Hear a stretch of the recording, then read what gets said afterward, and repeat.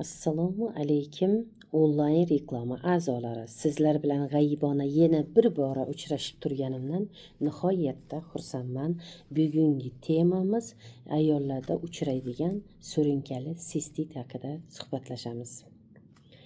Surunkali sistit kasalligi bilan og'rinib turgan ayollarimiz erkaklarda ham ret-keretga uchrab turibdi. Prostatasi qayta davolanib prostata bo'yicha shifo topolmagan erkaklarda ham uchrab turibdi. Surunkali sistit ko'pincha ayollarning kasalligi. Surunkali sistit qayta davolanib shifo topolmayapman degan bemorlar ko'plab uchraydi. Shunaqa bemorlarimiz bor. 5 yil bo'ldi, 10 yil bo'ldi, 15 yildan buyon ham surunkali sistit kasalidan bezor bo'lib ketdim. Shifo topolmay qiynalyapman. Lechini olgan paytim yaxshi bo'lib turadi. Lechinam tugagandan keyin yana oldingi holatda qiynalaman. Sistit bo'lib deb murojaat qilishadi bizning Nur Aziz sog'lomlashtirish markazimizga. Bizning Nur Aziz sog'lomlashtirish markazimizning tabiiy giyohlari, siruplari yordamida surunkali sistitdan butunlay sog'ayasiz deb tavsiya qilaman. Bemalol kelib lechini olib sog'ayishlaringiz mumkin.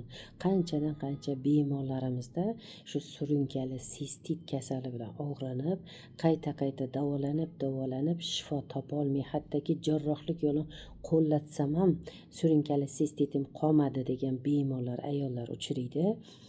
Allohning qudrati ila 31 yillik ish faoliyatimdan kelib chiqib aytaman, qanchadan qancha bemorlarimiz sog'ayib, hozir sog'lom, surunkali sistitdan butunlay qutulgan, sog'lom bo'lgan. Shu tabiiy giyohlarimiz, siruplarimiz yordamida bemalol kelib bizning Nur Aziz sog'lomlashtirish markazimizning tabiiy giyohlari, siruplaridan foydalanib butunlay sog'ayishlaringizni tavsiya qilaman. Sog' bo'linglar, omon bo'linglar, layklaringizni bosaveringlar. Yuqoriga efirlarimda aytib o'tgandek, bitta laykingiz bilan muborak Allohning uyida bitta tuya so'yib ro'za Ramazon oyida 1000 ta odamga iftorlik bergan savobga ega bo'lasizlar. Shuning uchun layklaringizni bosaveringlar. Sog' bo'linglar, omon bo'linglar. Bemorlarga Allohim shifosini bersin. Sog'lom insonlar hech ham bemor bo'lmasin deb Allohdan so'rab qolaman. Layklaringizni bosaveringlar.